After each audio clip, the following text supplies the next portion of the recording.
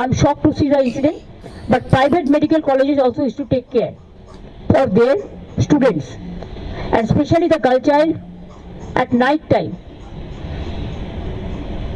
They should not be allowed to come out in the outside. अब कुछ लोग बोल सकते हैं कि ये क्लिप पूरी नहीं है और ममता बनर्जी इसलिए बोल रही हैं क्योंकि वो एक फॉरेस्ट एरिया था, पर सवाल ये उठता है कि हमारी मेंटेलिटी क्या ही हो गई है कि क्राइम जिसके साथ हो रहा है हम उसको ही ब्लेम कर रहे हैं, ना कि क्रिमिनल्स को। और ये कैसी वुमेन एम्पावरमेंट है कि जहां खुद एक सीएम एक औरत है वो एक ऐसी बात करे, बाकी स्टेट्स का तो आप जाने ही दो। और ये पहली बार भी नहीं है, 2012 में एक गैंगरेप केस हुआ था जिसको इन्होंने फेक स्टोरी ही बता दिया था। 2013 में मॉडर्नाइजेशन और शॉपिंग मॉल्स की वजह से रेप इंक्रीज हो रहे हैं ये बोल दिया था।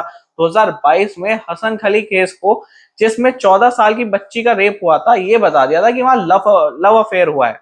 और इसके अलावा हमने आरजीकर केस से क्या ही सीखा, और ये बोल देना कि लड़कियों का बाहर जाना गलत है, पर रेप तो सुबह भी हो रहे हैं। और आरजीकर केस में तो वो लड़की अपनी शिफ्ट पूरी कर कर सो रही थी, उसमें ना वो कहीं घूम रही थी ना कहीं उसका चक्कर था, तब भी उसके साथ ऐसा हुआ। दरअसल ये एक सिस्टम फेलियर है जिसमें सारी गवर्नमेंट्स इंक्लूड है, चाहे वो ममता बनर्जी की हो चाहे वो बीजेपी स्टेट्स की हो। हाँ, वही कोर्ट्स जिनका ये कहना कि नाड़ा खोलना कोई रेप नहीं होता, वही कोर्ट्स। और ये कोई नई कहानी नहीं है, इस केस का भी यही होगा। 4 दिन बाद इसको लोग भूल जाएंगे और आगे बढ़ जाएंगे और फिर एक नया आरजीकर केस होगा।